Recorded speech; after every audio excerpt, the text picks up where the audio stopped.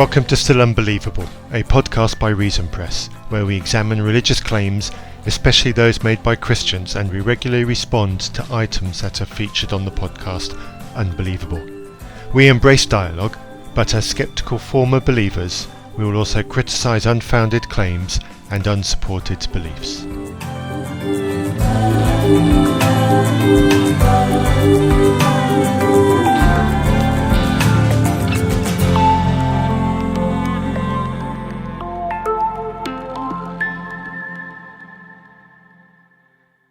Before getting into the conversation I had with Jonathan, I would like to thank him for inviting me onto his live stream and for letting me take the audio for this episode.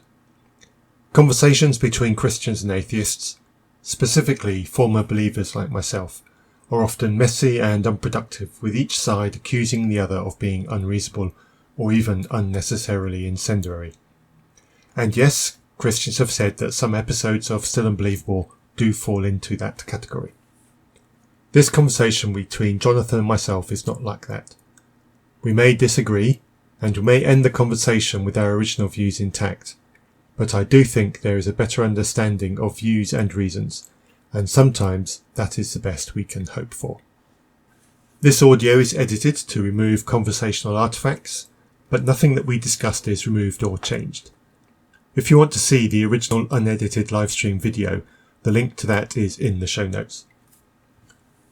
Also in the show notes is a link to an article that Jonathan mentions at around 45 minutes into the conversation. It is a discussion around how long it would take for two specifically related mutations to arise in a species, and suggests that, extrapolated to humans, this combination would be expected to take in the region of 216 million years. The article states that it exposes flaws in Michael Behe's arguments, and I have included a link to a response that Behe wrote.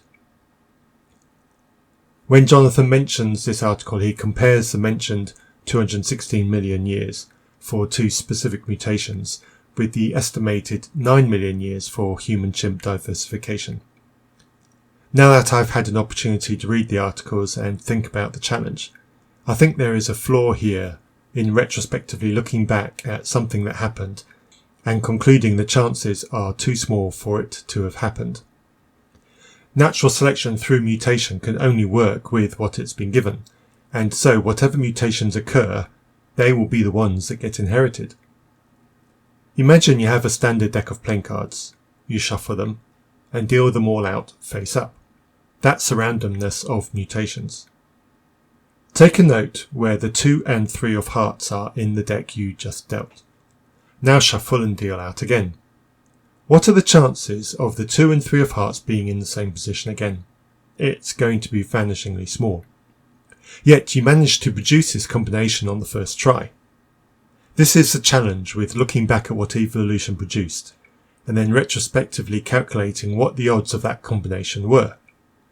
It is largely a pointless task in my opinion, because it distracts from what did happen and needlessly complicates the conversation.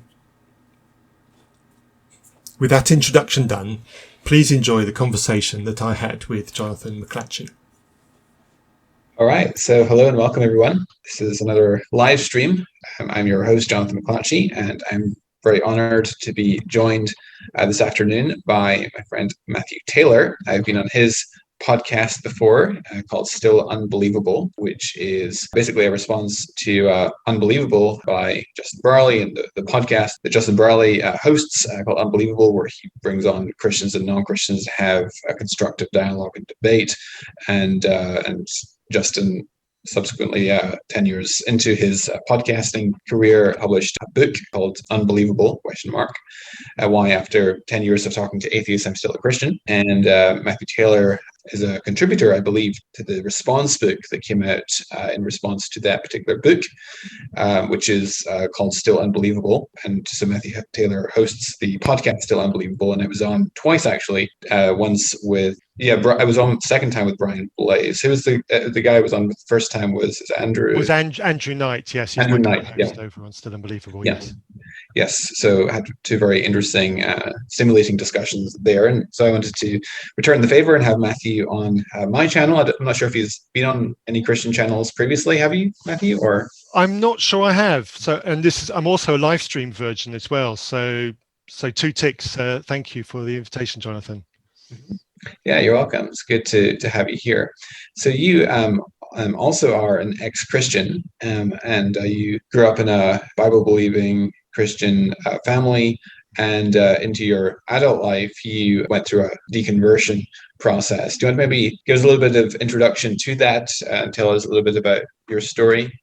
Yes, certainly. And just to echo the thanks, Jonathan. And just as a very quick aside, I do need to get you back onto Still Unbelievable, because the habit that Andrew and I have is to ask our Christian guests if they have a favorite Bible character. And you've been on twice, and I've failed to ask you that question twice. So shame on me, but I've got an excuse to get you back again. So we'll see what we can do about arranging that. So very briefly about myself, I grew up in Zambia, in a missionary environment in Zambia. I went to boarding school from a very young age to a remote school in Zambia that was run by people who are connected to the missionary environment. So that's my brief background. I loved growing up in Zambia. It's that part of the country is just in my blood, and I miss growing up in that environment terribly. But the kind of Christianity which I was brought up was a very literalist, very young earth creationist environment, to the point where I don't even remember being taught that Adam and Eve might have had daughters, for example. So it really was an extremely literalist. One of the anecdotes I talk about or have mentioned is, I remember us getting new biology textbooks. And I remember us, when these new biology textbooks opened, we were told to open them to a specific page where there was a brief paragraph which talked about fish over generations, their fins turning into legs, and as they move from pond to pond, and that's how evolution was. It was a really bad and ropey description of evolution, but we were told to cross that out in pen, because when it came to that chapter in the book, we would be skipping over that chapter because we wouldn't be reading anything about evolution. So that was the kind of environment which I grew up on. So I left Zambia. I still had an English passport because my parents are English. So came over to the UK when I left home at around about 18, and obviously was still a Christian into my young adulthood. And that young earth creationist upbringing followed with me. It changed and softened over the years, but I was still very literalist. And in order to, when I look back over my story, I can see retrospectively that there are points in my story where I had challenges.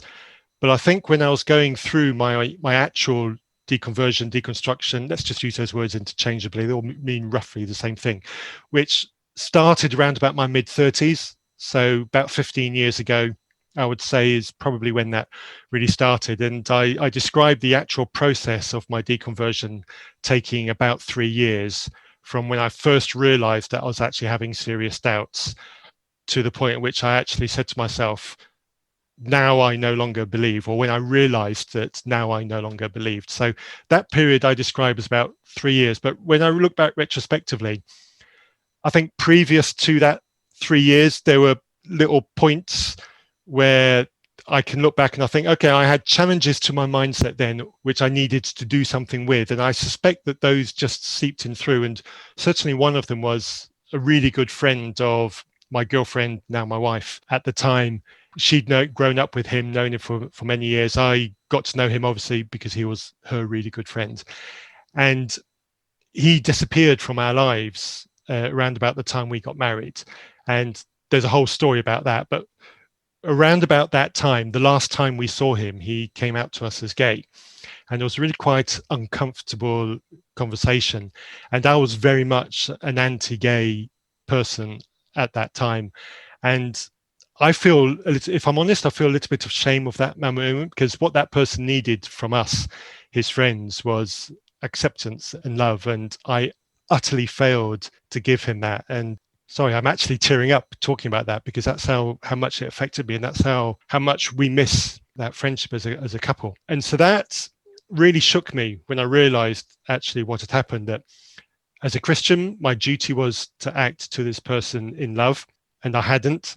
That had a moment. I can't honestly say that started my deconstruction, but that's just, like I say, one of those little points where challenges came to me where I realized I could be better. I should be better.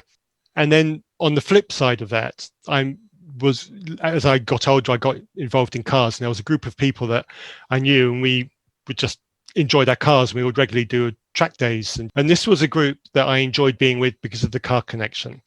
Being with these people was never about evangelizing. It was never about me being a Christian. It was just about the cars. And all of these people, I think, are atheists, although it turned out later that some of those people had been young deconverts, but I didn't know that at the time. And I've known these people now for 20 years, but obviously it was only a few years at the time. And eventually it came out that not only was I a Christian, but I was one of those evolution denying Christians. So one day I just, on the online forum in which we discussed, the challenge just came out. And I thought, you know what? I've wanted to avoid the Christian subject with these guys, but maybe now's the time to do it.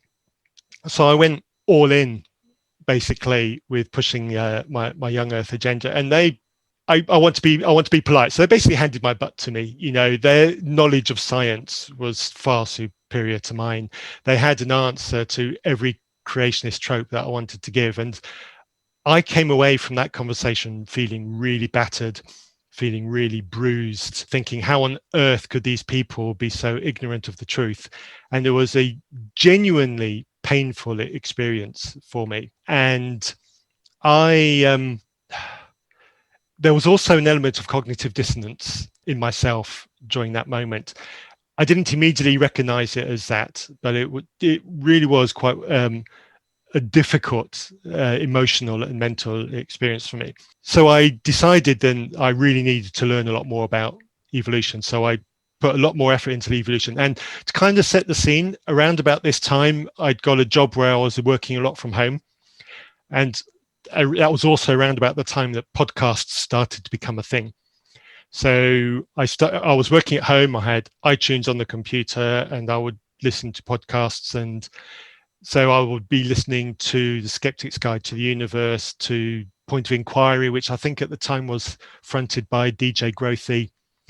And there were a few Christian podcasts. I can't remember any of them at the time. And Astronomy Cast was another podcast that I really, really enjoyed listening to. So a lot of these early podcasts that have been around for a long time. It will be a while before I think Unbelievable arrived, but I did eventually discover Unbelievable, but this was before Unbelievable.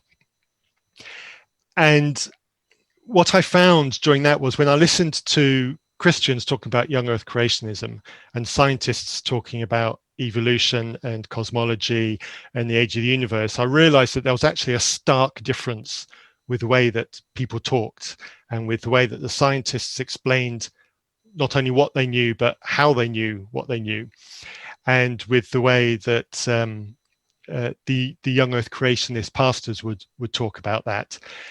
And it wasn't very long before I actually just started deleting the Young Earth Creationist podcast that I was listening to, because I was being really unsatisfied by them. And around about that time, I had a bit of an aha moment. So I need to pause and rewind a little bit. Around about the age of 20, I think it was, I had a very dramatic spiritual, I call it a spiritual experience. It started off with a bit of a deliverance. Well, I say a bit of a deliverance. It was a deliverance. It lasted a reasonable amount of time, and it was quite stressful. And it was accompanied with a really stressful time of my life. To kind of set the scene on that, my parents separated and ultimately divorced when I was 9. Again, that was terrible for me. And I always say that my teenage years, I was depressed for almost the entirety of my teenage years because of the fallout of this terrible and really, really painful separation that my parents went through. And it affected me deeply and it traumatized me. And when I look back, I'm fairly confident that my teenage years just accompanied by a dark depression for the entirety of it, but I didn't know it at the time. And as a result of all that, the relationship with my father at that time was enormously fractured. And there are times when I hadn't spoken to my father for quite some time. And that period of my life was when I was in a really dark place in my relationship with my father. And so this deliverance experience sort of like came in about that. I'd had some counseling for my relationship with my father. I desperately wanted to do something positive to help that relationship. And that all came to a head all in that kind of weekend. And so there was that deep emotional trauma. But the key moment I want to mention is about a week after that experience, I had a moment, and to shorten the whole story, it was effectively sleep paralysis, but it wasn't diagnosed as sleep paralysis at the time. It was diagnosed as a demonic attack, and I was utterly terrified by this experience. And I woke up, and my mother at the time went to a church that did a lot of spiritual involvement, spiritual healing, and deliverance kind of ministry. So she was the person I spoke to about this, and she spoke to the people that she knew, and it was all said, yeah, that was definitely an attack from the devil. You need to pray on the blood of Jesus if it ever happens again. It never happened again. But anyway, so it was an experience, which I always called a spiritual experience. And the reason why I mentioned it was in the times I had my doubts in my 20s, if I ever doubted the existence of God, I always went back to that moment, because I thought, if God isn't real, how do I explain that moment? If God and the devil and demons are real, that is the only way that can be explained. And that would be the anchor which would bring me back if ever I had a doubt about Christianity, a doubt about God being real. So that's why I mentioned that. It was one of those moments which really kept me in my faith. So when I go back forward again to, I'm in this job at home, we've literally just had our daughter. I'm in my mid-30s and I'm listening to these podcasts. My young earth creationism is weakening, and I'm starting to appreciate that the universe is old, the earth is old, the species have evolved. And one podcast I happen to listen to talks about sleep paralysis and describes the sleep paralysis. And I go, that's that thing that I had in my bedroom, in my flat all those years ago that woke me up utterly terrified. That's what I had. And suddenly this thing that had been diagnosed as a spiritual attack had a natural explanation. And it was really quite confusing at first. I thought, wow, okay, what do I do with this? And I say literally, I don't know whether it was that moment or whether it was several weeks later, but I stopped believing that moment was a spiritual moment, and that it was just a natural moment of sleep paralysis, which is well understood. And because of my state, because of my mental state and my beliefs at the time, I just went to what worked but was wrong. And that was probably the very first domino that actually genuinely fell in the whole thing. I think probably what was so devastating about it for my story was because it was a key moment that I anchored to, my anchor had got taken away. And that literally allowed everything else to fall. So I started questioning everything else. So of course, within the whole old earth and the evolution narrative, obviously the Adam and Eve question comes up. So I now had permission to doubt that Adam and Eve existed, which of course, so you've got all these other classic bits from the Old Testament. You've got the Tower of Babel, you've got the global floods, and so those go. And then you start questioning other ones, like the battles of Joshua, like the city of Ai, did that really happen? And then you've got Joseph and the Exodus from Egypt, and did that really happen? And so all these key moments start evaporating into something that I'm free to not believe. It doesn't necessarily mean I know exactly what happened. It's just I'm free to not believe them. And so when all of these things go, you then get to the New Testament. You think, well, what do I do now? I've taken away a lot of the foundation for the New Testament, a lot of the build up to the New Testament. What do I do about Jesus? And if the whole point of Jesus was because man was fallen and the redemption of man, but now I don't believe in Adam and Eve, and I don't believe any of that story. And so I can't explain the fall of man. So the fall of man has been taken away. Well, if the fall of man's been taken away, then Jesus is irrelevant. There's no need for Jesus. The whole Jesus' story makes absolutely no sense if there isn't a fall. So maybe that story isn't quite. And so all this creeping doubt, and unable to explain it. And in one of the episodes that you were on with us, you asked me directly, am I a mythicist? And I think I answered, I'm on the fence. I don't know how to sway with that. And I'm pretty much the same. I certainly don't believe the miracles, but I don't know if I have enough information to even believe in the character of Jesus. I'm prepared to accept there was a character of Jesus. I certainly don't go down the road was Jesus' character never existed, but I don't accept the miracles. So the point is that the whole salvation, redemption of man ceased to become relevant or necessary. And I think when I got to that point, I realized that I had to answer the question of God. And I can't remember. It was 15 years ago. I'm a little bit fuzzy on some of these technicality details. But I obviously had to then answer the question of God, because certainly if God is real, then I need to work back and then decide what part of the Bible narrative does work with God, and how can I make it fit. So I had to land at the question of God. And I knew it couldn't be the literalist, young earth creationist background that I grew up with. It would have to be something else. And I spent goodness knows how many nights lying there asleep, trying to work out what part of Christianity can I work, how liberal do I want to go with my Christianity if I can't accept parts of the Bible, and which bits can I take? And I think where I went was, if there are bits, certainly like the miracles, that I can't accept, then there's precious little of Christianity that I can take. And at some point I went through the thought process of, if I do still accept Christianity, aren't I just guilty of picking the bits that fit, picking the bits that are comfortable and rejecting the bits that are uncomfortable? And doesn't the Bible itself warn against taking that kind of attitude? So am I actually in a safe place? And if I go down the road of picking only the bits that are comfortable to me, and I acknowledge that I'm a fallible person, I don't know what's true and don't know what's not true, then you can pretty much guarantee that whatever package I end up with, a significant chunk is going to be wrong.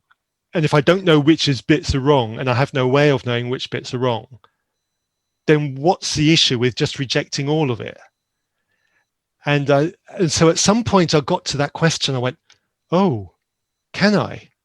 Is that an okay? And that was a really unsettling place to be, to actually say that to yourself. And again, I don't know, I can't remember exactly where in this 3-year process that actual thought went. Obviously it was towards the end, but I can't tell you in all honesty how far from the end that was. But I think once I'd asked myself that question, I think to all intents and purposes, it was game over. I just needed to accept it, that it was game over. And I didn't like it. That kind of letting go of God was a difficult thing to do, because it meant that letting go of God meant that I had to rethink awful lot of things. You know, the whole morality coming from God, for example, you know, which I'd been fed on from a very young child. You only know to be good because God's there, got his spirit in you, because you believe in God. You only know what's the right thing to do.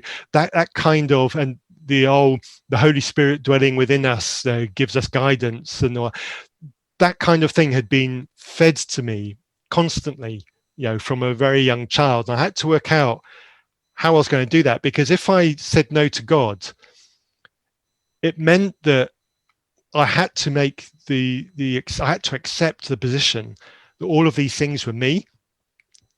And when all you've had in your life is you've got supernatural guidance in making decisions, you know, you pray before you apply for a job, for example, or you pray before you relocate to a different town, and you pray before you choose a new church to go to, all those kinds of things, it was suddenly, I'm not going to do any of those things anymore. It's quite, I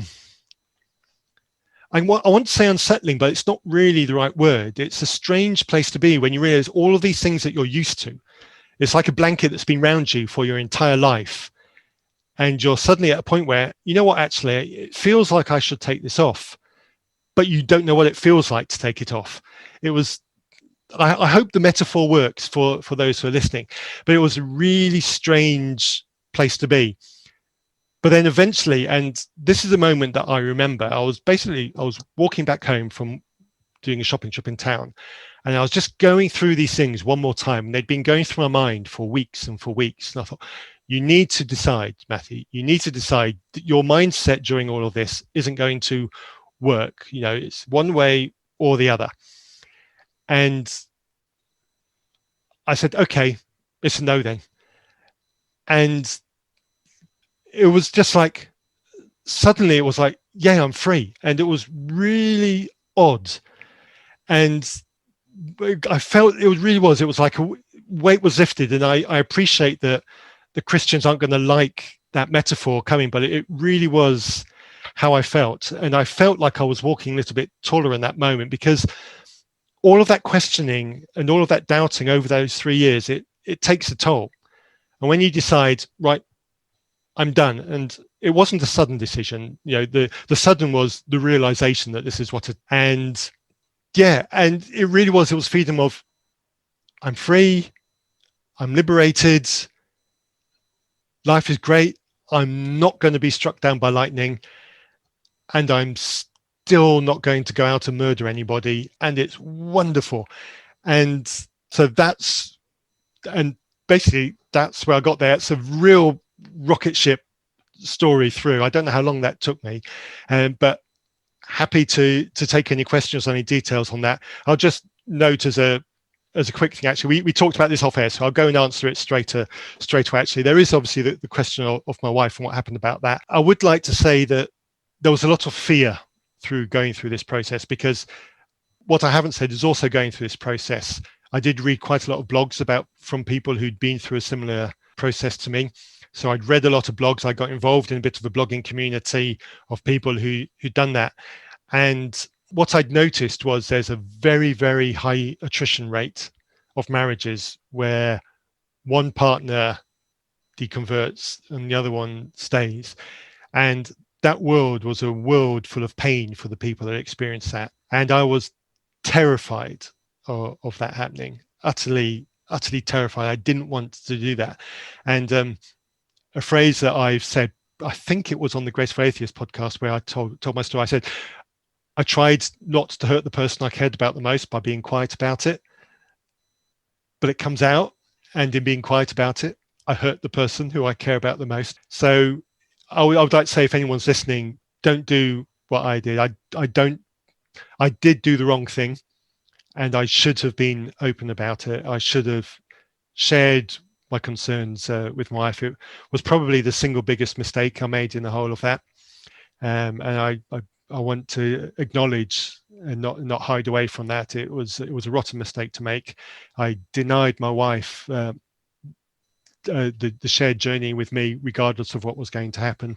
And it was another couple of years before she actually found out. When she did eventually find out, I was actually surprised that she hadn't worked it out. Yeah, so that came out as a bit of a shock. So I'll stop there. I've talked for long enough. I'm happy to take any questions or comments. Thank you so much for sharing your story. It seems to me that the primary issues that were of concern to you as you deconstructed your faith were the sleep paralysis issue, for one, being a natural explanation for what you had interpreted previously as being some sort of demonic spiritual attack. Secondly, becoming aware of the fact that young earth creationism doesn't stand up to intellectual scientific scrutiny. So you had concerns in regards to how to best interpret the early chapters of Genesis, and especially the historicity of Adam and Eve and the theological downstream impact that might have on the mission of Jesus of Nazareth and so forth. And third, the fact that we have miracles reported in Scripture and the inability to accept miraculous accounts. Is that a fair summary of the main issues? That's probably it. I would probably add more weight to the evidentialist and young earth creationist side. But like I say, it was 15 years ago, and I have to be honest, I'm a little bit fuzzy on what was important to me then. I would imagine that what I would report as important now might not necessarily match what was important then, but I think you have hit the key issues, because certainly one person who knows me well and I care about, their first question to me when I told them was, well, what about that deliverance experience? So that certainly is a key thing. And that was certainly something that I had to answer. So yeah, you're right. And I personally might realize this if you've listened to any of my other interviews or discussions online, that I tend to be naturally skeptical personally of personal subjective experiences. I prefer to search for natural explanations before I infer a supernatural cause. That's just the way I'm wired. So when one asks me why I believe Christianity to be true, my answer to that is that I believe solely on the basis of the public evidence as I understand it. So I personally find the evidence for, let's say, the resurrection, which you and I have talked about before at length, I find that to be a compelling reason to believe that Jesus is who he claimed to be, and so forth, and that is God's vindication of Jesus' messianic and divine credentials. So let's start maybe with the young earth creationist. As you probably know, I'm not a young earth creationist.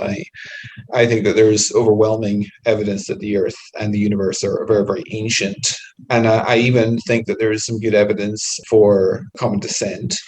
I think that you can make a good case for common descent from the scientific evidence. I'm more skeptical of the sufficiency of natural processes, chance, physical necessity, or natural selection being constantly sufficient to explain the complexity and diversity and design that we see all around us. What was it, though, about the rejection of young earth creationism that caused you to, in turn, reject the historicity of a robust Adam and Eve? It was purely the common, it would effectively be humans are descended from what is essentially a common ancestor between us and the other apes. It would be that. So my understanding of evolution is that there was never actually a first human. It was, we evolved from what came before. So actually identifying an individual who could be the first human is effectively impossible. And also the knowledge that once we have got identifiable humans, the population of humans was never particularly low.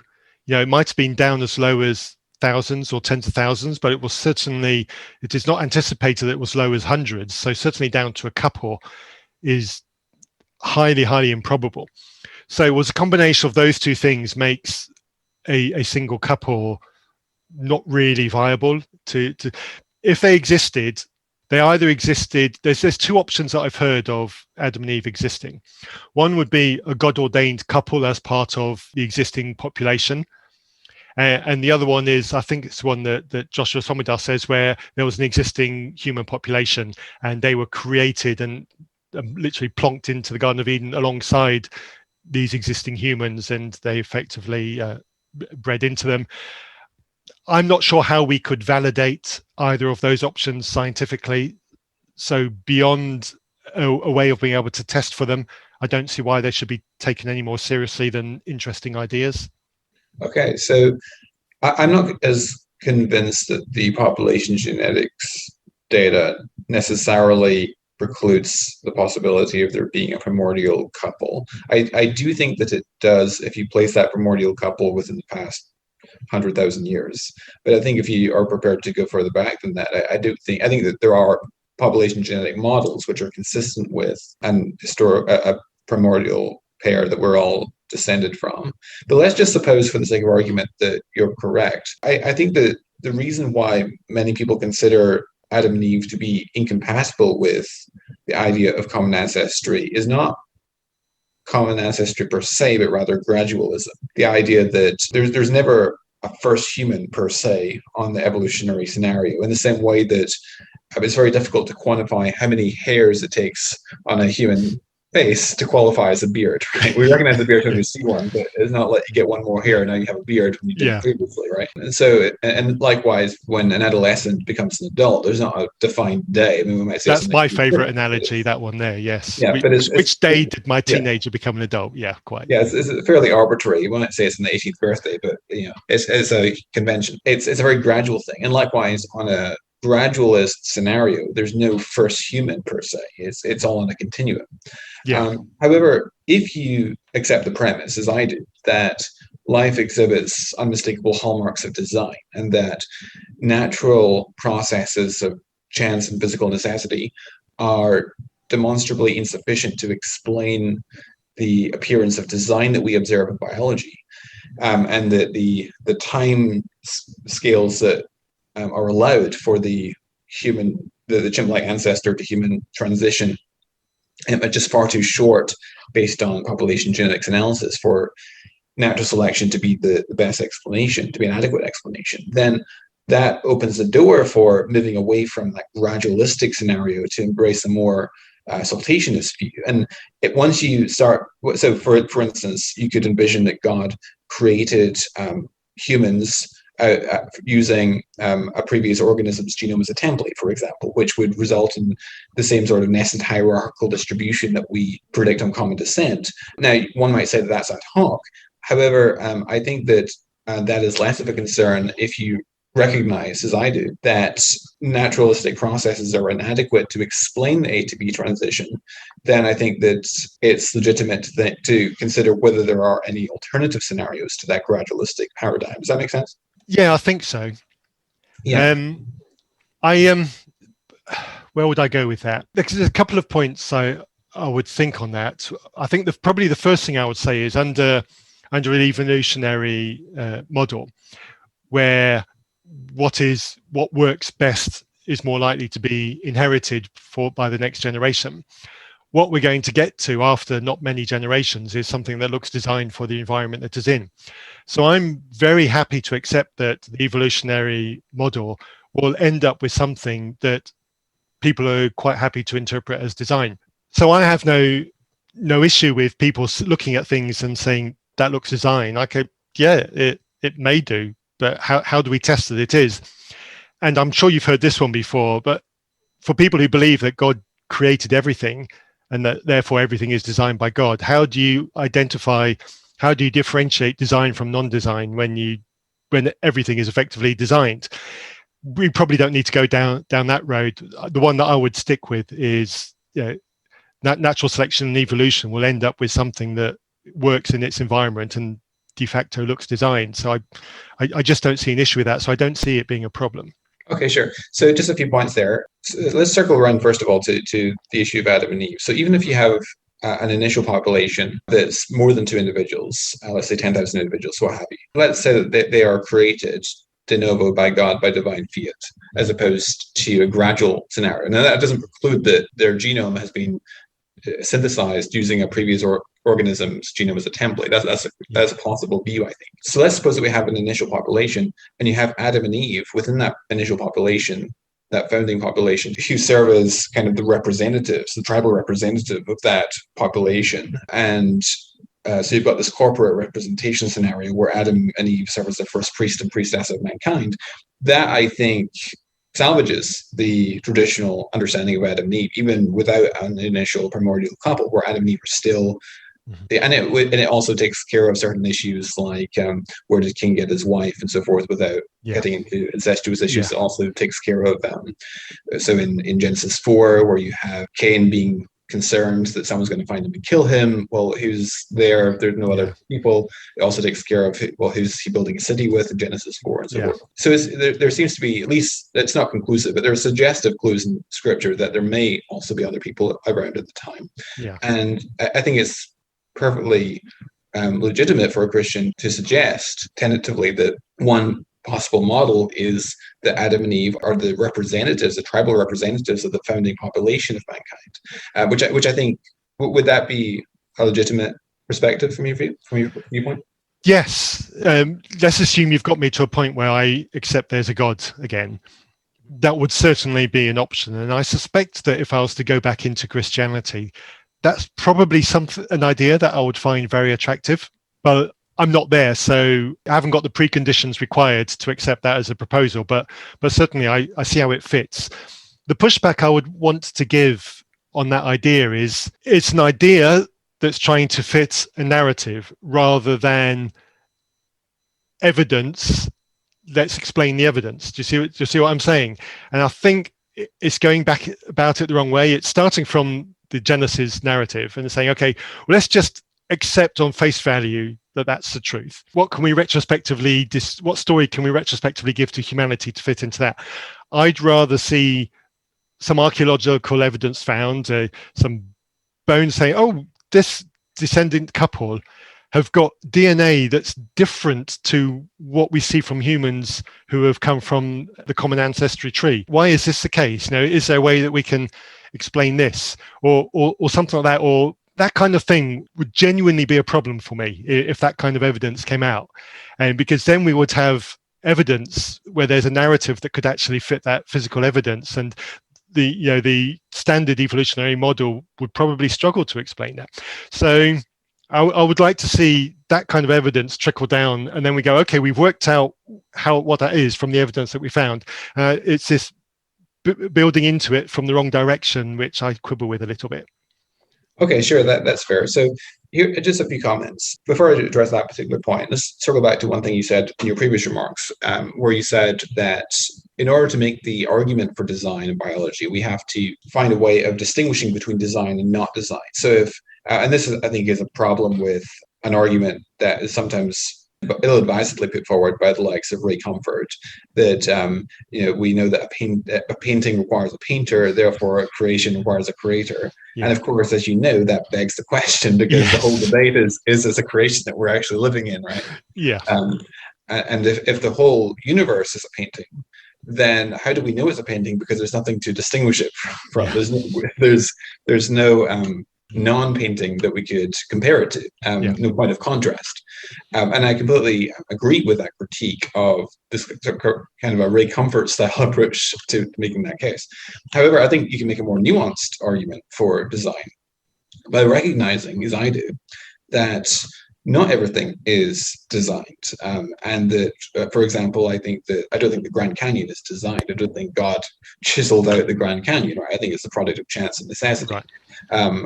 Likewise, snowflakes. I don't think God's up in heaven cutting up with a pair of scissors. The snowflake. He's got better things to do with his time.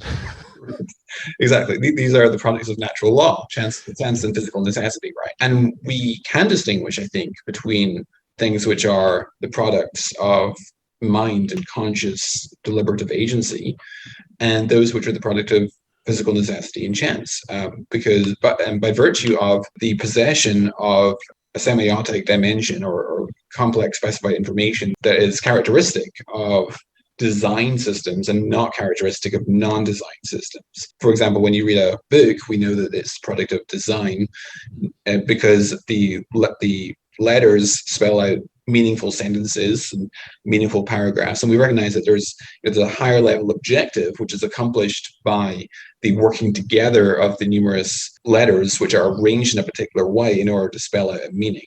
And I think that when we look at biological systems, we see information content that is intrinsic to the hereditary molecules of DNA and RNA, that DNA spells out a code which is transcribed into messenger RNA, and then at the ribosome it gets translated into another language, namely protein language, or amino acids that spell out the instructions for folding a protein into its three-dimensional structure based on the properties of the side chains of those amino acids. Now, I realize this is your expertise, so don't worry about giving a comprehensive rebuttal to the design argument. But do you see where I'm coming from?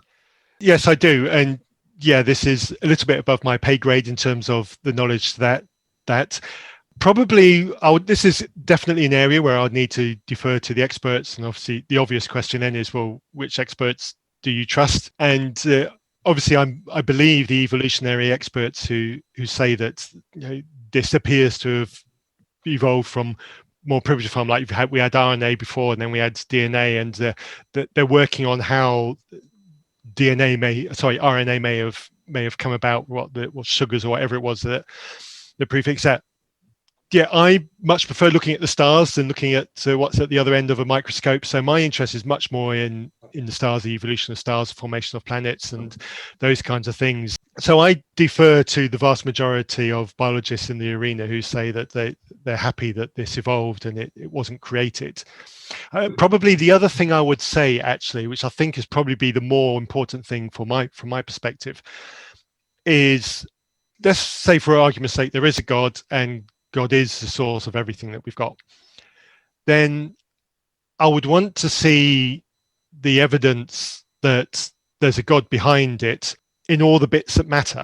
If we leave the RNA and DNA for just for a moment and go to the stars and go to the universe now, we've got really fairly good models of the expansion of the universe and how solar systems form, etc. I understand that those sort of things better, and protoplanetary disks and all that, and that happens really well. And we've got physics that explains that really well, because I've had one of the arguments that I've had with somebody else is moons around planets all fall into a really ordered pattern. I've go, well, of course they do. It's basic physics. After millions of years of orbiting an object, the orbiting rocks and moons are going to be in a pattern, because if they're not in a stable pattern, they'll self-destruct, or the physics will destroy them, or they'll get flung out. So you will end up with a nice pattern. So I get that, and I understand it. It looks pretty, and I understand why people at first sight might say, well, that must have been put there, but actually we understand the physics behind it. We can rule out, arrogantly, rule out design there. And then if we go to common descent, etc., the theory of evolution, I accept, explains really well, features. I know there's a little bit of disagreement from you in that, but it works. So, and again, we don't need design for mutations coming in. We don't need to see something creating a mutation. We understand how mutations happen, and sometimes they're good and sometimes they're bad. And we don't see the obvious design in that either. So if the outlier is RNA and DNA, and we don't have let's say we just don't have a good explanation for that, so the conclusion is it must be done. Why is it only there? Surely I would want to see, if God has created everything, I would want to see that problem in RNA and DNA, and I want to see that problem in planetary formation, and I would want to see that problem in galaxy formation, and I'd want to see that problem in diversification of species, and I'd want to see it everywhere. And I think if it only comes out in one point, then maybe the reason why it only comes out in one point is we just don't have a good explanation naturally for that point, and we're going to get there. But I don't see why that should drive the designer of everything else.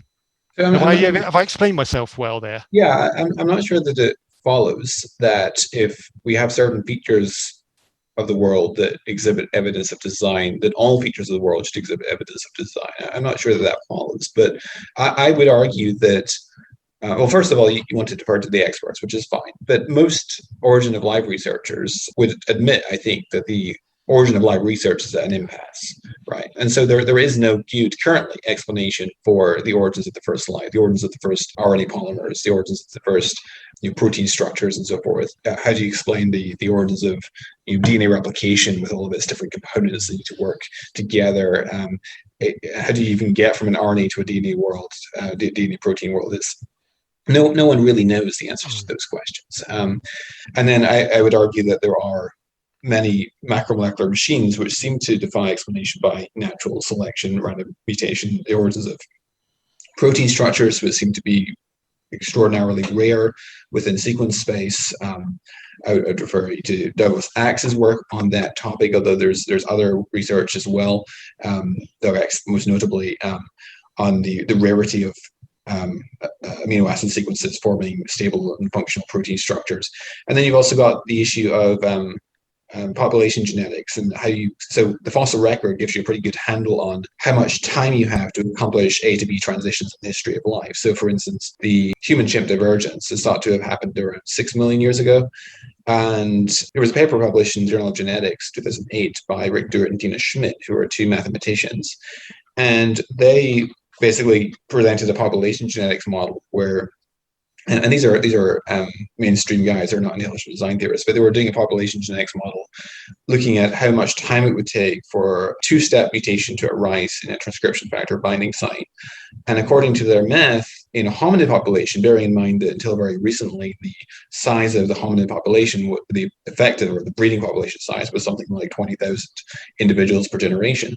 And they calculated that it would require about 216 million years for that to occur in a hominid population. Whereas if you actually look at the fossil record, you have 6 million years. So, and that's just for a two-step coordinate mutation, never mind the entire transition. And you could look at the whale series, for example, which is a very well-known, very kind of the flagship example of an evolutionary transition. The fossil record is going from a land-dwelling terrestrial mammal, Pagacetus, down to Dorodon Basilosaurus, which are fully aquatic whales, in a period of about 9 million years. If you take the most generous estimate of the fossil record, how much time that you have to accomplish that transition. When you look at the sorts of anatomical changes that are required, you need substantial reduction of the hind limbs. The forelimbs have to be transformed into flippers. You need a ball vertebra instead of a sacral vertebra, because the tail, instead of wagging side to side like a dog's tail, has to move up and down. You need a special lung surfactant, because when whales dive and come back to the surface, the lung needs to re-expand very quickly. You need reorganization of kidney tissue for intake of salt water. You have to have reorientation of the fetus for giving birth underwater. You have to have modification of the mammary glands for nursing young underwater. It's just on. And one of the most remarkable changes is the need for an intra-abdominal current heat exchange system, because in whales, unlike in most mammals, where the testes are actually hanging outside the body, and if the testes fail to descend, you get sterility. In whales, the testes are actually inside the body, right next to the muscles generating heat during swimming. And so you have to actively cool down the gland, which is done in a manner similar to a modern refrigeration system by effectively shunning cooled blood from the tail flukes to a nexus of arteries and veins that dissipates heat from the gland. So basically, the testes are bathed in cool blood and kept below core body temperature. Now, if we imagine that just 2 mutations are necessary to accomplish that transition, where you have the testes inside the body and that elaborate intra-abdominal current heat exchange system, Richard Sternberg, who's an evolutionary biologist, basically modified the equations of the Jordan Schmidt paper to accommodate for the fact that we're dealing with more individuals and so forth. And according to his calculation, for that transition, for that just that 2-step coordinated mutation, where you just need 2 mutations that are by themselves non-adaptive, but adaptive when taken in combination, would require something like 43.4 million years for that to occur. But if you look at the fossil record, you've only got 9 million years for the entire transition to occur. So I would argue that it just doesn't add up mathematically. And I realize this is your expertise, but this is kind of where I'm coming from and why I tend to have skepticism, at least, although I think that there's evidence for common descent. I think it's important to distinguish between the pattern of common descent or hereditary continuity and the process which purports to explain that pattern. Because common descent wasn't something that was new with Darwin, right? You can find that going back to the ancient roots. What was new with Darwin was the idea that natural selection coupled with chance mutation, or we didn't know what mutations were at the time, but chance variations, could explain the appearance of design without recourse to a designing intelligence. And so demonstrating common descent doesn't actually show you that. It only shows that organisms are related by descent. It doesn't actually tell you anything about the cause of evolutionary change over time. Does that make sense? Yes, it does. If I've understood you right, it's one individual who's calculated these years. So I guess the obvious question is, how do we know his maths is correct? And I obviously don't know anything about his work to be able to critique that specifically. One thing which did have a big impact on me when I was going through this questioning phase was I spent a period of time working at the Natural History Museum in London, creating an IT system for them. I'm a software developer by trade. And while I was working there, they had an exhibition, which I think is called The Inside Out. Basically, what it is in summary is many of the animals around on Earth are effectively they've got formaldehyde or something similar injected into their veins after they've died, obviously. And so that you get their blood system plasticized, and then the body is dissolved away in acid. So what you're left with is a skeleton and this plasticized diagram of all the blood vessels, and then these specimens are hung up. And I was walking around this mesmerized, because when you go to the tiniest shrew, and you go to the bats, and then you go to the apes, and you go to the elephants, and you go to the whales, and you can see they're all mammals. The structural similarities in terms of the skeletons, where the muscle points are, key parts of the blood system, and it was one of those revolutionary moments for me, where I took a step forward, and so there is absolute commonality. And then when you compare the mammals to the not mammals, you can see where there's differences. So certainly on the whole point of the whales, whales belong to that same family as on land mammals. When you just look at what you've got there, it's really, really hard to question it. And then, of course, you couple that with the knowledge that, and I believe I'm accurate in saying that the whale and the hippo are very, very close genetically. When you map their DNA, they are close cousins. Maybe even the hippo is the closest cousin to the whale that we've got.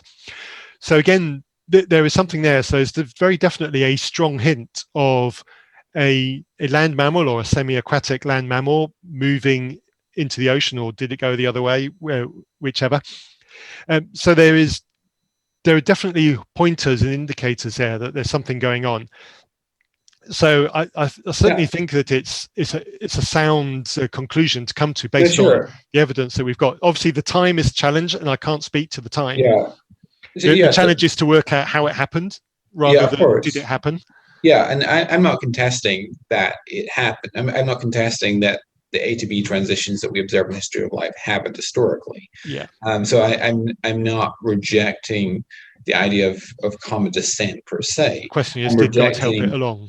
Yeah, I think that there are points in the history of life where there are infusions of information into the biosphere, and I'm not suggesting the sort of tinkerer hypothesis where there's every few generations there's just a tinkering with the DNA. That would be hard to measure, I think. Yeah, I'm suggesting that there are points in the history of life, such as the Cambrian explosion and other events in the history of life, where there is infusion of information into the biosphere such that you have these radically new forms of life emerge, and even possibly having God may have used the genomes of previous organisms as a template for the synthesis of new forms of life. I don't rule that out. And one, as I said before, one might argue that hypothesis is ad hoc, but I think that is less of a concern if we have independent reason to believe, as I think we do, that there is design going on and that naturalistic processes are inadequate to explain the complexity of life. But I did want to circle back to the other point you raised earlier, which is about, so I talked about Adam and Eve and the scenarios that might work or hold traction in regards to subscribing to a robust view of Adam and Eve. And your objection was that seems to you to be ad hoc because it seems that we are adhering to the theory first and then looking for a way to make the data fit. And it is absolutely correct that we want to avoid just trying to make the data fit, because making your theory consistent with the evidence is not the same thing as showing that your theory is confirmed by the evidence, and also not the same thing as showing that your theory is not disconfirmed by the evidence. Because you can make all manner of things consistent with the evidence. And you may have seen Stephen Law has a great lecture on this where he talks about his theory that dogs are actually invaders from the planet Venus, and he makes all the data. You've seen that? He makes all. Something's ringing a bell about that. I'm going to have to look it up now. Okay. If I've been exposed to it, it was a while ago, but something is ringing a bell. It's funny. He manages to make all the data consistent with it, but it's still a disconfirmed theory, right? So why dogs and not cats? Surely cats would be the more obvious one to pick for that. But I agree with you in principle. However, I think that if we can show, and I realize that this is the premise on which we will disagree, but if we accept the premise, as I do, that Jesus of Nazareth really is who he said he was. He rose from the dead, and he's the Messiah, Israel's Messiah, and divine, and so forth. Then his testimony is itself indirect evidence, such that things that he testifies to be true should be taken as at least a prima facie basis for believing that to be so. Right? Does that make sense? Yes, it does. You need to get me over the hurdle of why I should believe that, but it makes sense. But in principle, you could make the argument that way, right? Yeah. Yeah. So it doesn't. So I would make a distinction between direct evidence and indirect evidence. That I would concede that we don't have any direct evidence for Adam and Eve, but I think that if we accept the premise Jesus rose from the dead, and therefore Jesus claims to be Israel's Messiah and the divine Son of God are substantiated, then that provides some indirect evidence, which could in principle be overturned. I mean, it's a two-way thing. So evidence against Adam and Eve could also in principle undermine that, because it could lower the prior probability. But in the same way, Jesus' resurrection the evidence bearing on that could raise the proper probability of an historical Adam and Eve, which then could provide a reasonable, rational motivation for looking for explanations of how an historical Adam and Eve could actually fit with the data, right? Yeah. So maybe that's a good transition to talk about your third primary objection that you talked about in your testimony about the historicity of miracles and how would we justify the miraculous aspects of the text. Do you want to go that direction? Or? Yeah, we can do. It's basically boils down to I don't know how we could know is the real thing. And certainly for somebody who believes in God and then believes that Jesus is who he said he was, i.e. the Son of God, I understand why miracles are not a difficult thing to believe in that. The hurdle you have with me is that you can't get me to God through those miracles, because if I don't already believe in God, I've got no reason to take the miracles seriously. So again, it's probably the wrong direction to go with. I would need to accept first that there's a mechanism by which miracles could occur in order for miracles to occur. So I would probably default to something like either it was a mistaken account or the people who wrote it can't be trusted. Probably one of those two. And I think if I'm really honest, you would have a difficult time getting me off one of those two plates. Get me to believing in God first, sure. and then the miracles will be easier to follow. So let me challenge you on. So I think you've got this backwards. Okay. So let me give you an analogy to help explain why I think you might have this backwards. Let's suppose that I subscribe to the hypothesis that Matthew Taylor exists. Okay. How much does that raise the prior probability that I will receive an email from Matthew Taylor tomorrow? Not much. A little bit, but not much. Okay. On the other hand, let's say that I receive an email from someone who identifies himself as Matthew Taylor tomorrow, and let's say I didn't have prior knowledge that you existed. How much does that raise the prior probability that a guy called Matthew Taylor exists? Well, it raises it quite a lot. So unless it's a scammer, but yeah. yeah, but it's still, that doesn't happen very often. I don't receive emails much from scammers, and people who identify themselves as a particular individual generally turn out to be that individual. Yeah. So it raises the probability quite a bit that a guy called Matthew Taylor exists. Yeah. So likewise, I would argue that if God exists, if we demonstrate that God exists, let's say through the Kalam argument, the fine-tuning argument, biological design arguments, and so forth, let's say that we accept the premise God exists, then it only slightly increases the prior probability that Jesus is going to be raised from the dead, any more than it raises the probability that I'm going to be raised from the dead, or that you're going to be raised from the dead, right? If we have direct evidence that Jesus of Nazareth really did rise from the dead, and that the best explanation seems to be that the God of Israel has raised Jesus from the dead, then that raises the prior probability that God exists quite a lot, right? So do you see where I'm coming from there? I do. Yeah. Obviously, we're working on the assumption that those events actually happened, and I think that's where the problem is. I think the UFO phenomena is probably a better analogy than the email phenomena. There are a great many people who report seeing UFOs, but is there any likelihood that alien spacecraft have actually entered our atmosphere? I would strongly suggest that it's zero on that, and it's far more likely that people claiming to see UFOs are either mistaken or fraudulent. But let's leave the intentional fraudulent way. That can leave a bad taste. Let's just say that they're either misinformed or mistaken. Yeah, and I'm perfectly happy to consider the hypothesis of fraud as well. And I think you probably agree with me that when anyone makes any sort of claim, there are three and only three competing explanations or broad categories of explanation for why that claim is being made. One is that they're actually true, that the claim's true. One is that they're honestly mistaken somehow, and one is that they lied about it, right? I don't think there are any other categories of explanation beyond that. These are mutually exhaustive. Well, would somebody else lying about it come under the factor of them lying about it? Yeah, so if we know that the person actually made the claim. So you could say, for example, that taking the analogy to the Gospels, we could say that someone decades later claimed that this is what the apostles said, for example. Yeah. But if we accept the premise that the apostles did in fact claim Jesus rose from the dead, then we can argue that one of those three contending explanations has to be correct. Let me see whether you would accept the structure of the argument in principle, even if you might disagree with the premises. If we were to show convincingly that the resurrection encounters, as reported by the gospel accounts, goes back to those original apostolic eyewitnesses, one of the following three hypotheses is true. Either Jesus rose from the dead, the apostles somehow mistakenly came to believe Jesus rose from the dead, or they deliberately lied that Jesus had risen from the dead. The nature of their claims makes it enormously improbable that they were honestly mistaken about it, because when you look at the claims of the gospel records, they purport that Jesus appeared not just to individuals, but to groups of individuals, that they were polymodal, involving multiple sensory modes. They involved physical contact with Jesus. They involved group conversations with Jesus. They involved Thomas requesting to see the prints of the nails and spear print from his side. They involve eating breakfast with Jesus on the shore of the Sea of Galilee. These things are very difficult to be honestly mistaken about, right? They involve long discourses with Jesus. According to Acts 1, it was extending across a 40-day time period.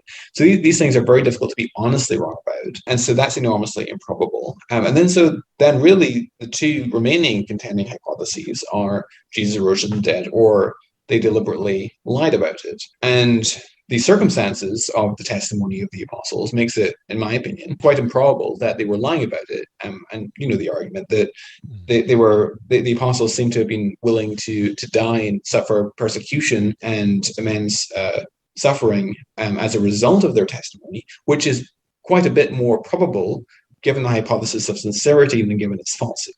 And then you've got the fact that they use women witnesses as primary discoverers of the empty tomb and so forth, which is, again, more probable given that this is what they really believed and the falsehood of that, and so forth.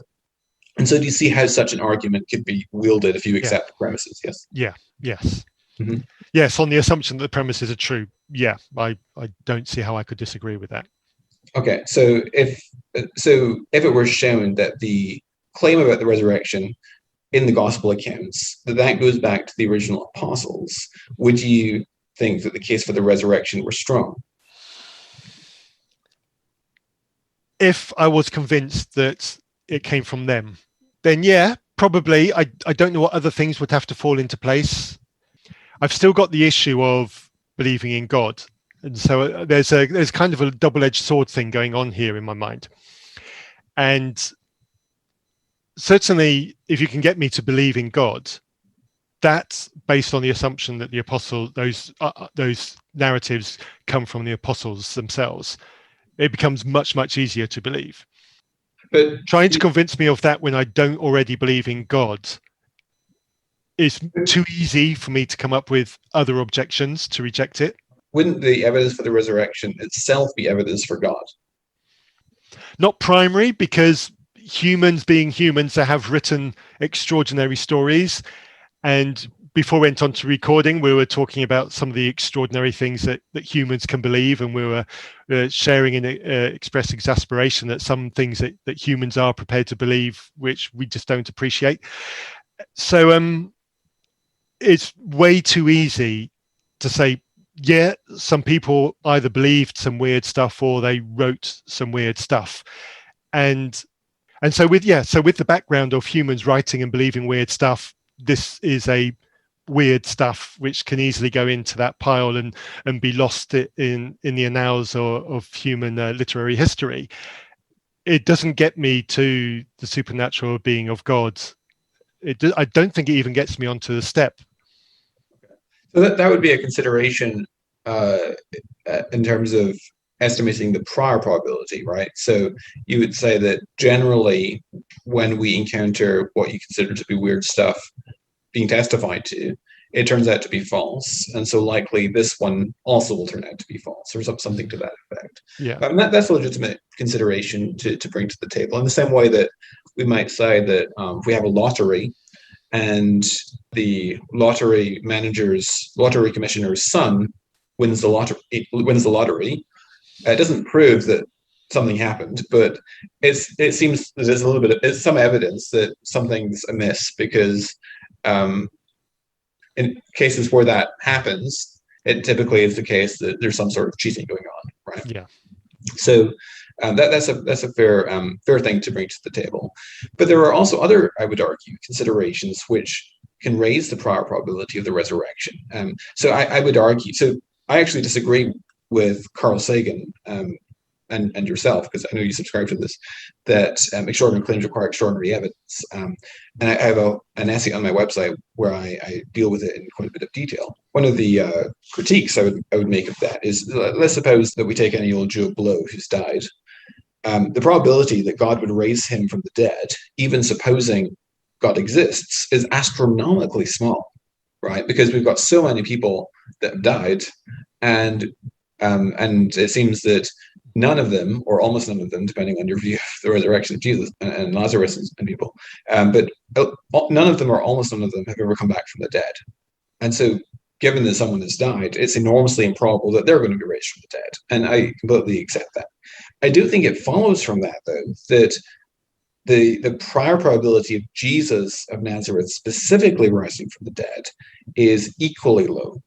And when we look at the messianic prophecy, for example, if we accept the premise that Jesus fulfills messianic prophecy from the Old Testament, that provides a basis for thinking plausibly God has motivation for raising Jesus of Nazareth specifically from the dead.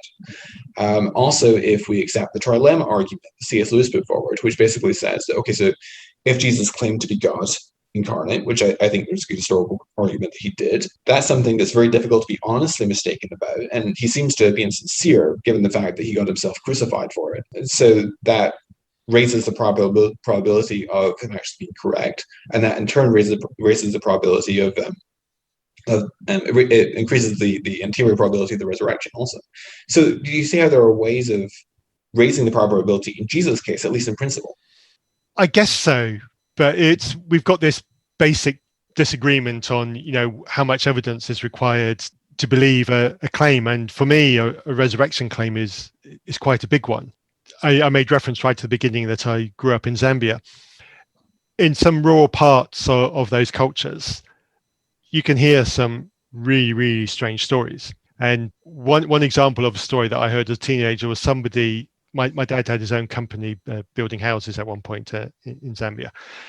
And at one point, one of his employees told me, in all seriousness, that he could go to a witch doctor who could put him in a trance, and when he woke up, he'd be in London. And the way this guy was telling me about it, it seemed quite clear that he believed it. Obviously, I didn't. To get to London required quite an expensive plane ticket and a 9-hour flight. There was no way I was going to believe that a witch doctor in a hut could magic me to London, by smoking something. It might be quite a trip, but I don't think it'll be a London-bound trip. And I couldn't imagine any kind. Well, short of an actual demonstration, I can't really imagine any ways in which I could accept that had any kind of truth in it. And so accepting an ancient, 2,000-year-old resurrection, where I haven't even got the ability of somebody telling me firsthand about it, let alone the ability to try to test it out, it's that kind of category of thing. So it's genuinely a really hard fence for me to climb to accept that kind of thing as being probable at all. Presumably, there is some level of evidence that could, in principle, persuade you of these things, right? It's hard when it's a 2,000-year-old single event. I mean, even a mundane thing, where someone says it happened and it's easily believable, still hard to think how it can be shown to be true. Somebody rode on a donkey between two cities. Yeah, okay, possibly. If you're going to tell me a specific individual with a specific name on a specific day 2,000 years ago did that journey, well, maybe, but I don't know how I could believe it to be an absolute certainty. And I think that's why I know you're not trying to say absolute certainty, but I don't know how we could extract 2,000-year-old evidence for an event like that. So it's almost like it's an impasse, because I just don't know how I could get there, which is why I said, get me to a point where I'm accepting that God exists, then suddenly believing these things will become an awful lot easier for me. In my current skeptical state of mind, I don't know what there is evidence-wise that could get me to entertain it as a as a viable event.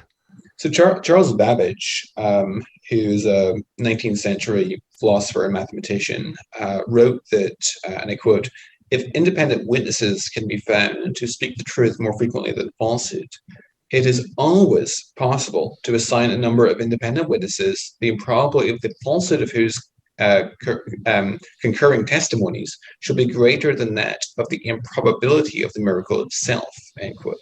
And I think that's totally right, that no matter how improbable a miracle might be, as long as it's not zero, there is a certain number of testimonies which would be sufficient to overcome that initial improbability of the miracle claim itself. Would you accept that in principle? I'm not sure, because even if somebody is shown to be a reliable person on mundane or even slightly out of the way things, if they come out with something that's outlandish, should I believe that based on the fact that they didn't lie to me about mundane things?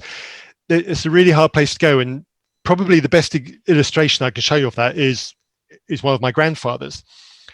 He was a man of God, and to my knowledge, he never lied in his entire life.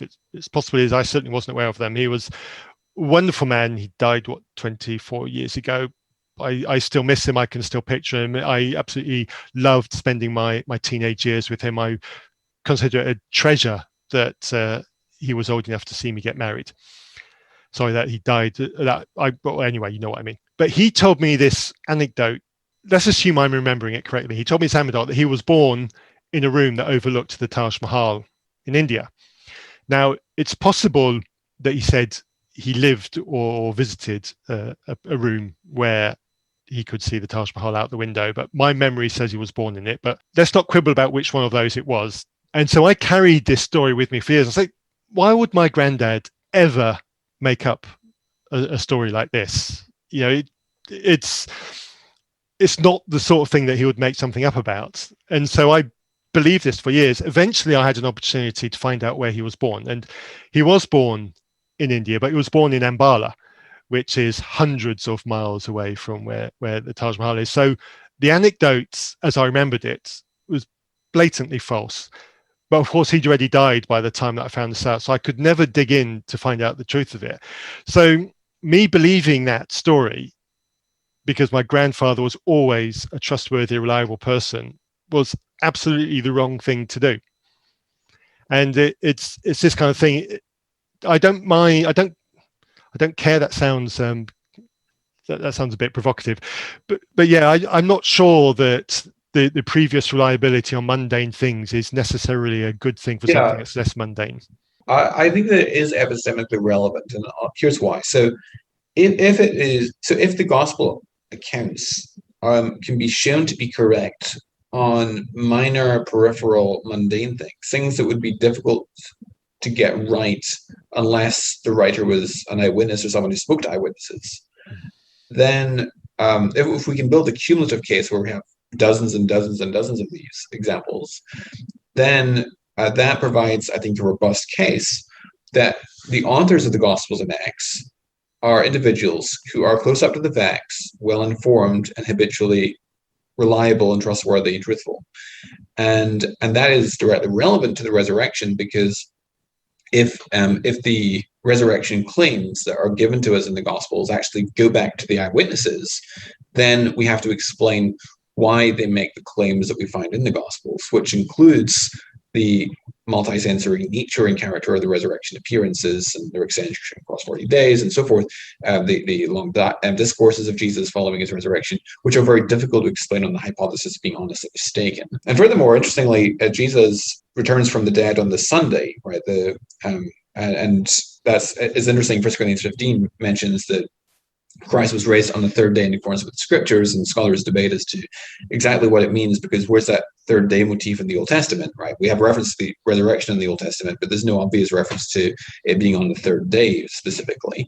And in that same chapter, in 1 Corinthians 15, Paul refers to Christ being the first fruits from among the dead, or for those that fallen asleep, which harks back to Leviticus 23, where you had the first fruits feast, where the Israelites would celebrate the first fruits of the harvest, being the guarantor that the rest of the harvest would also be delivered. And the fact that Christ is raised and that was to be celebrated according to Leviticus 23 on the day following the first Sabbath following Passover, which would be Sunday following Passover. So the fact then that Jesus is actually raised according to the biblical text on the third day, and the sources are unanimous on that. All four Gospels say that. That is that seems to me to point to design, because you've got the theological or symbolic import of that. And so that again points away from the apostles being honestly mistaken and points to design, either on the part of God or on the part of human authors manipulating the story. And so again, I think that you really are left with these two options. Either you've got this conspiracy theory, or you've got the hypothesis that Jesus really did rise from the dead, right? Yes, I would add in an option of an evolved narrative. I mean, isn't there this idea that the Gospels aren't individually written in isolation, that there's actually lots of shared content between them, and even the suggestion that there's actually an additional document that they've pulled information from. So I would probably go with it's an evolved story, and I think that's probably where I'm most comfortable on that. Yeah, because narratives and stories grow. I'm old enough to remember having experiences of trying to tell a story with my brothers about something that happened, and we all tell it slightly differently, and one of us has got this wild version of it which we all raise our eyebrows at. So these kinds of things happen, and I have no idea if I've discussed it with you in my own thing, but I've got this own thing in my own mother's lifetime. There was an incident in Zambia where my mother was kidnapped for a day, and I won't go into all the gory details of what happened there. It's quite dramatic, and some really terrible things happened that day. And she was eventually rescued by the police. By the time it got to her funeral 30 years later, there was somebody standing up saying that what had happened was the church had got together and they had a big prayer meeting, and there'd been a clap of thunder, and the people who were kidnapped had got scared that God was intervening and let her go. Completely and utterly false narrative. And I'd grown up on the story of this kidnapping because it's a significant event in my family's history. It's mentioned in at least 2 books as far as I can remember. This whole miracle part of it never featured at all until the day of her funeral. And I questioned my brother about it. I said, where did this come from? And he said, actually, there's a document that we've got written that Mum wrote, which mentions it. And I said, really? Anyway, going through her stuff, I found this document, and this document was written 10 years after the event. It doesn't mention any of the moments from the miracle. It just talks about the facts about what happened, which align well with the book that the story is written in. But there's no mention of the prayer meeting or the thunder or being released. She actually talked about in detail of being taken in a truck to meet the police who took her away. So I know that this miraculous account that was described about her is utter fiction. What I don't know is how it got there. I don't know who instigated it. I don't know how many people talked about it. All I know is somebody on the day of her funeral talked about it. So these things happen within somebody's lifetime, and I assure you, it's quite distressing when it happens to somebody that she loved. I can certainly see how things like this can evolve quite extraordinarily within a relatively short period of time. I'm not going to offend anybody by trying to come up with an idea of how we got to a resurrection from a point where I don't believe it happened. I think it would be to insult people's intelligence to do that, and I think I'll probably be wrong. But I'm more convinced that there's a likelihood that it evolved from something much more mundane and got to what it is. But I won't go down the road of speculating how that might have happened. Sure. I mean, in regards to the first point I brought up there was the literary dependence of the Gospels, and you're absolutely right that the Gospels, especially Matthew and Luke, tend to draw upon Mark quite a bit, and scholars argue that the mainstream scholarly consensus is that this was known as a two-source hypothesis, where Matthew and Luke utilize Mark as a source, and then Matthew and Luke also have another source called Q that they're using as a source because sometimes they agree where Mark diverges. But there was also independence among the Gospels as well. Scholars debate as to what extent John is independent of the synoptics. I tend to think there's some literary dependence, but I think that John is much more independent of the synoptics, and the synoptics are on each other. But there's also even independence within the synoptics. In particular, the Passion and Resurrection accounts seem to be largely independent of each other.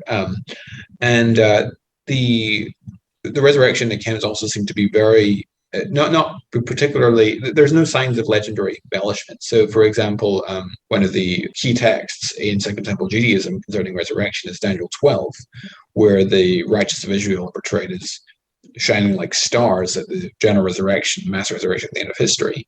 But no one ever thinks to portray Jesus as shining like a star, which is a legendary embellishment that you might expect. There are also other interesting features of the resurrection accounts, which seem unlikely inventions. The fact that women are the chief witnesses of the empty tomb, for example, seems unlikely if it's a legendary embellishment, because any later account probably had male witnesses be the chief witnesses of the empty tomb. There's also the fact that they seem to be devoid of theological reflection. Matthew in particular loves to say this was done so the scripture might be fulfilled, and he quotes the scripture, but with the resurrection narrative, there's none of that at all. In my assessment, the gospel accounts seem to be devoid of that sort of theological reflection, legendary embellishment, and also seem to go back very early. So 1 Corinthians 15, for example, verse 3 through 8, which is the famous oral creedal tradition, whatever seed I pass on to you is first importance. So Christ died for his sins in the course of the scriptures. He was buried, he was risen again in the 13th course of the scriptures, and so forth. And then it talks about the different appearances. That seems to go back fairly early. And the resurrection belief seems to be something that was very widespread. It goes back very early. There seems to be no sect of early Christianity that denied the resurrection.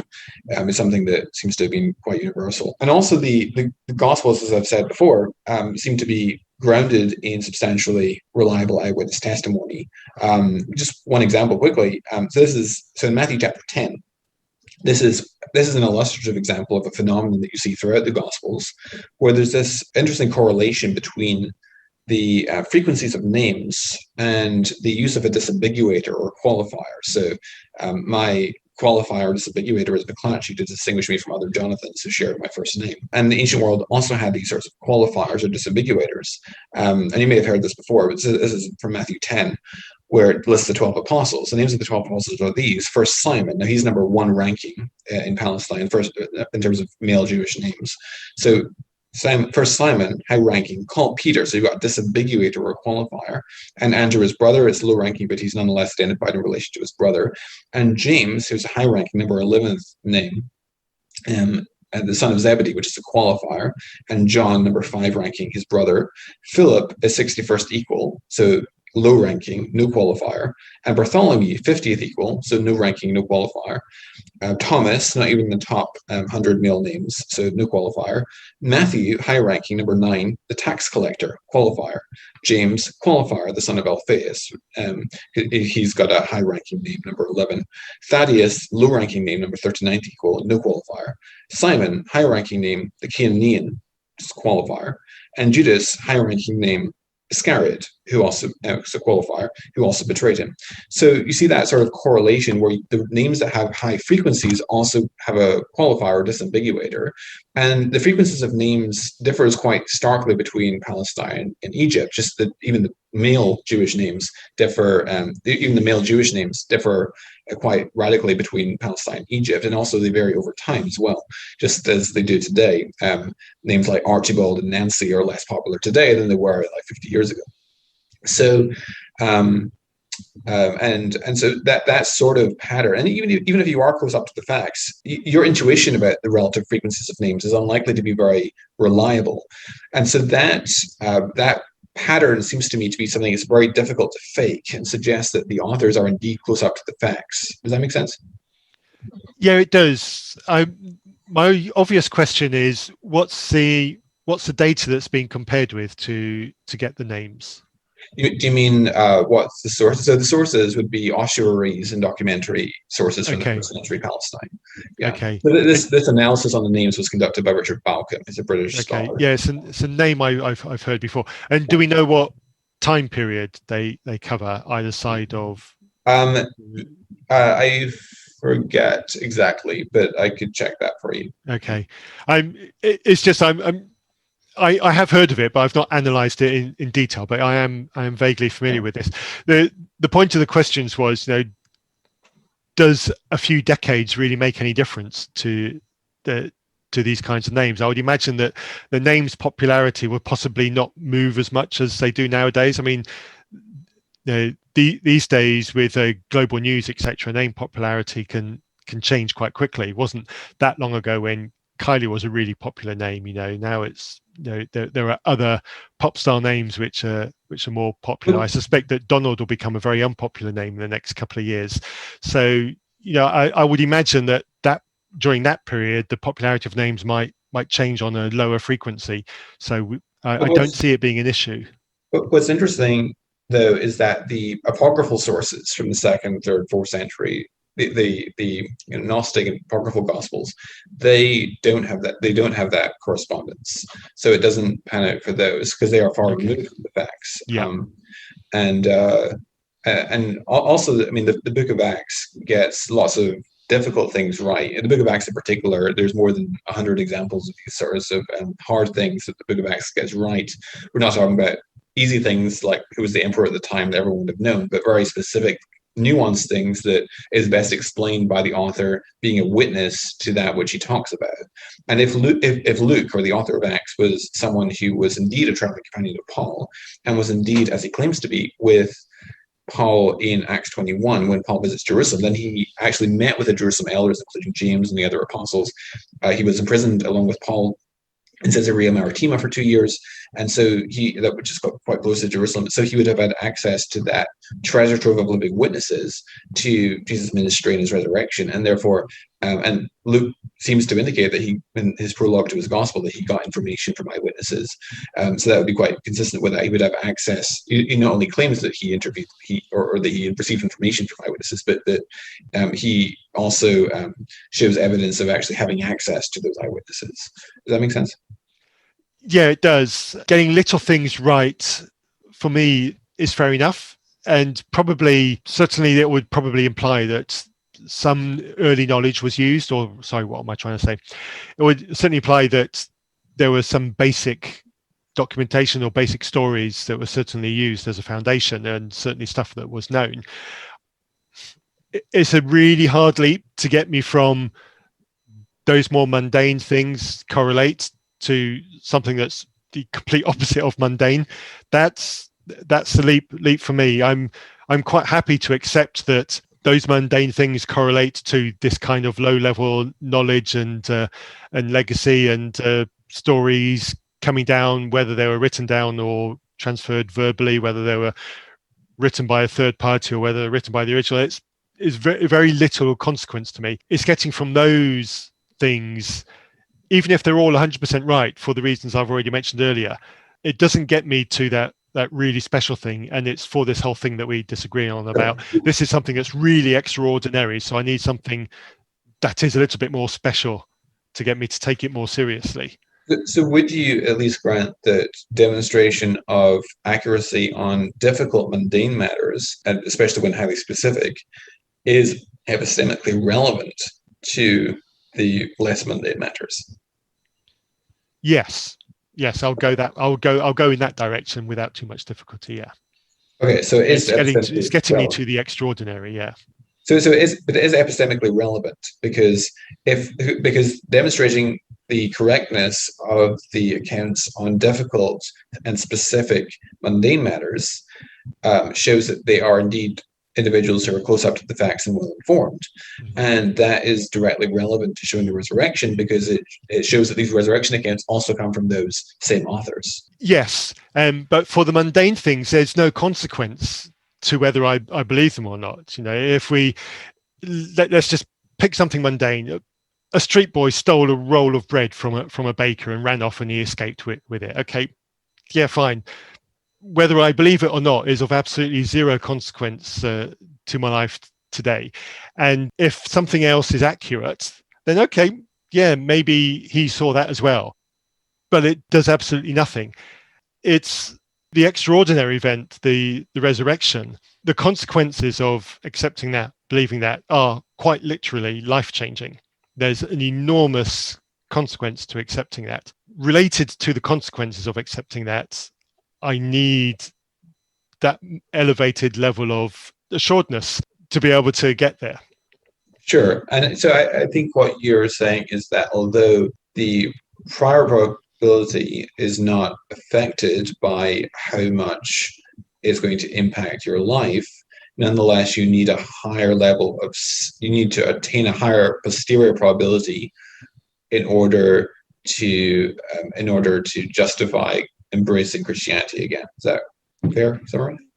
Yeah, it's probably a little bit more nuanced, but yeah, it's definitely in the right kind of ballpark.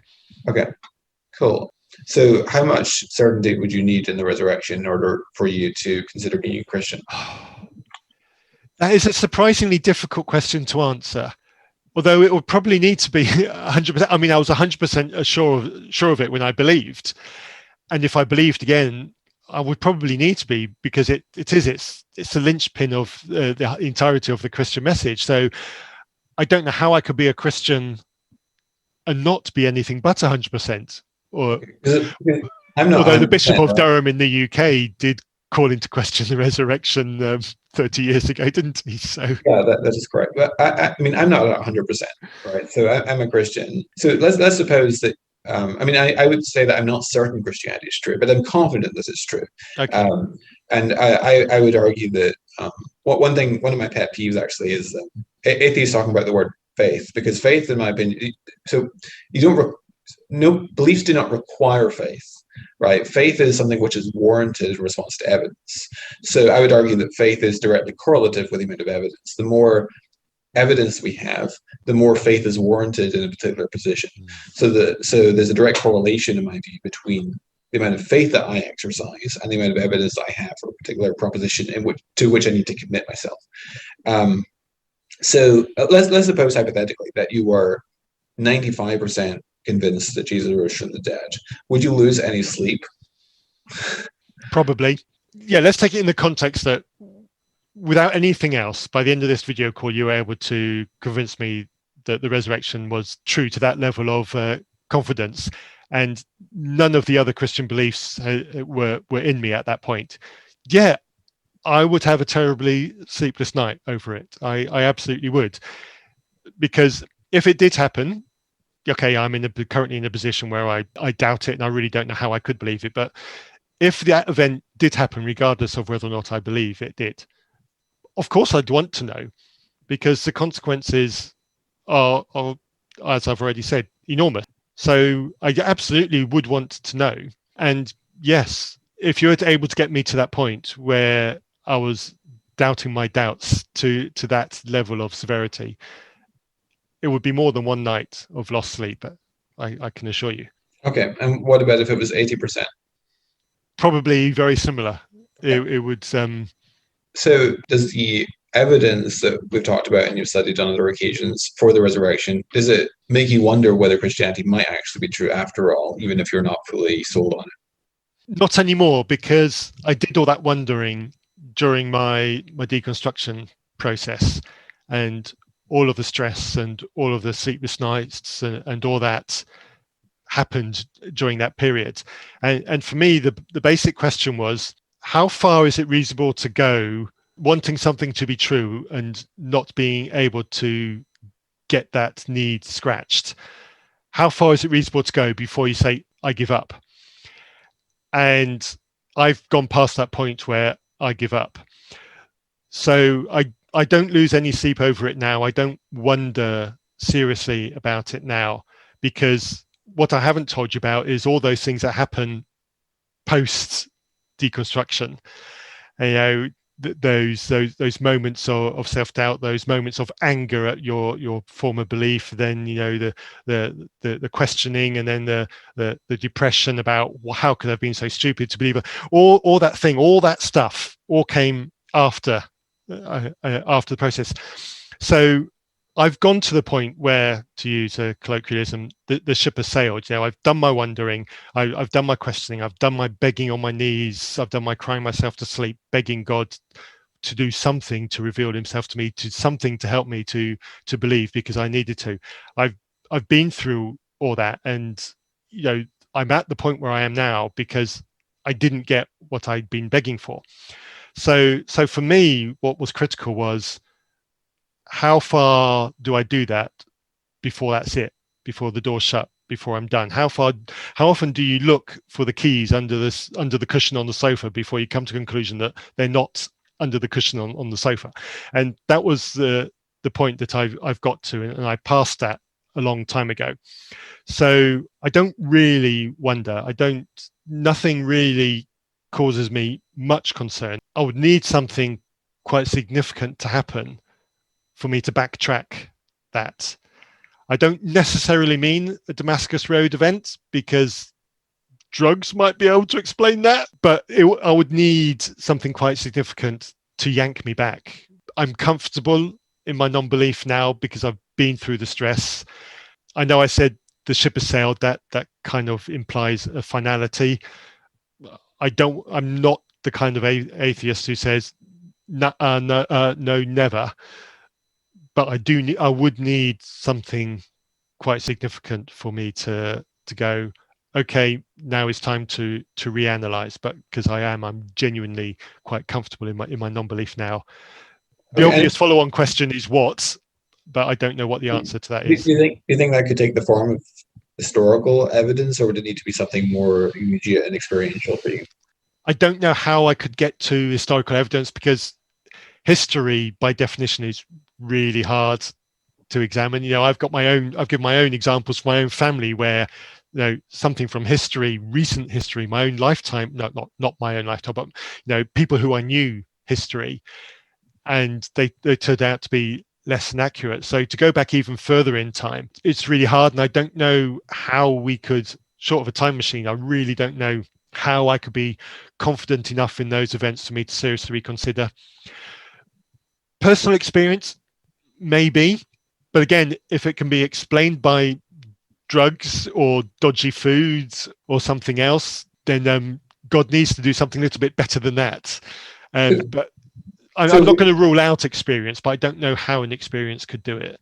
So if we were to suppose hypothetically that Christianity, instead of being based on the resurrection, was based on something like Titus's destruction of the temple in Jerusalem in AD 70, or Julius Caesar crossing the Rubicon, would you be more inclined to be a Christian if it was based on one of those events? Good question.